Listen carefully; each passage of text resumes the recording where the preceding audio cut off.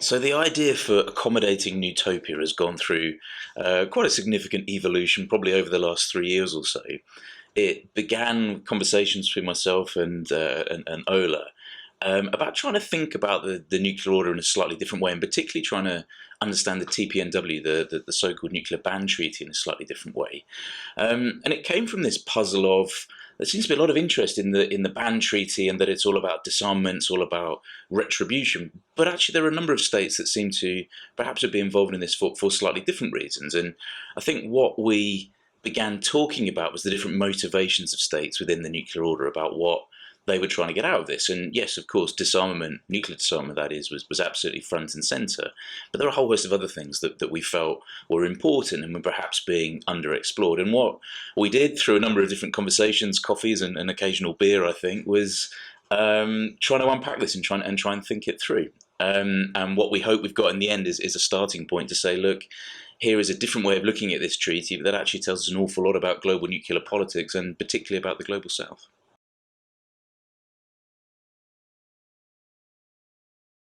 So the article is structured into four distinct parts. We first start off with an exploration of anti-nuclearism in the global nuclear order. Anti-nuclearism essentially means, advocacy by states and civil society organizations against nuclear weapons and nuclear energy. We then move forward to look at a version of anti-nuclearism that isn't actually against nuclear energy, and that is where we introduce the concept of Nutopia in the second part of this article. So we explore Nutopia and its origins from the 1950s all the way down to the very first meeting of state parties for the Treaty on the Prohibition of Nuclear Weapons, and we highlight how this concept has been increasingly embedded in many parts of the global south. The third section of this article looks at how Nutopia itself has encroached into the psyche behind the TPNW support.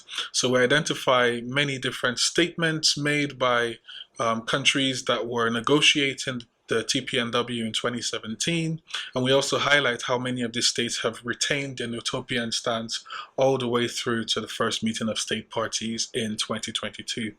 We then bring it all together in the final and concluding part of this article, where we try to identify the implications of existing utopia on the future evolution of the TPNW.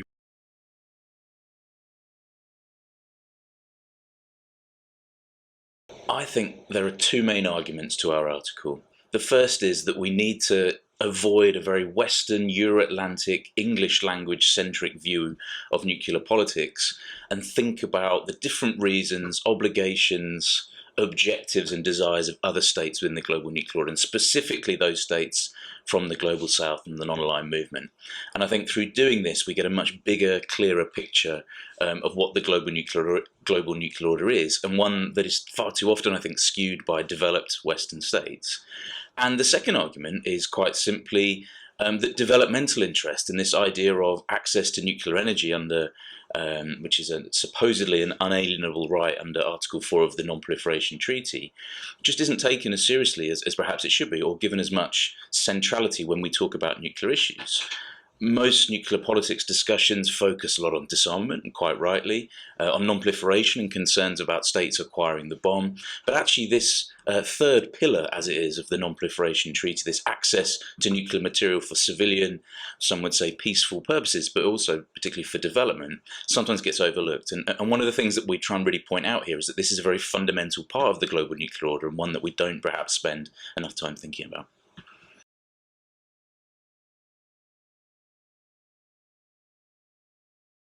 The article emerged from a series of discussions where we were trying to understand the various injustices in the global nuclear non-proliferation order.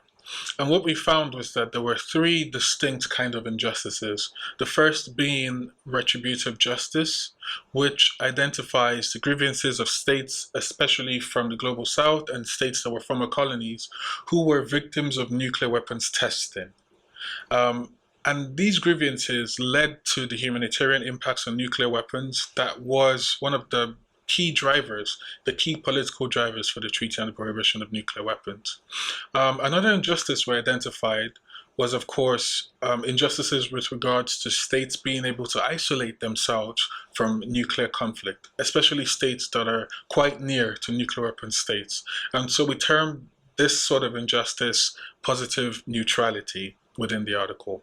And the third most important for our article had to do with distributive injustice, where many states who have sought nuclear technologies for civil uses in the past saw the TPNW treaty as yet another avenue to highlight their grievances.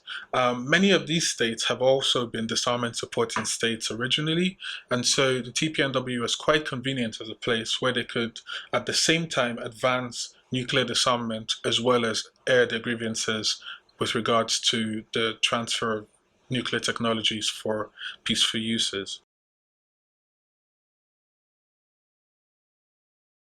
So this article comes from a project that we're running here that we've dubbed the third nuclear age. The idea being that the world is going through a transition in how we think about nuclear risks, nuclear dangers, and the nuclear order in general.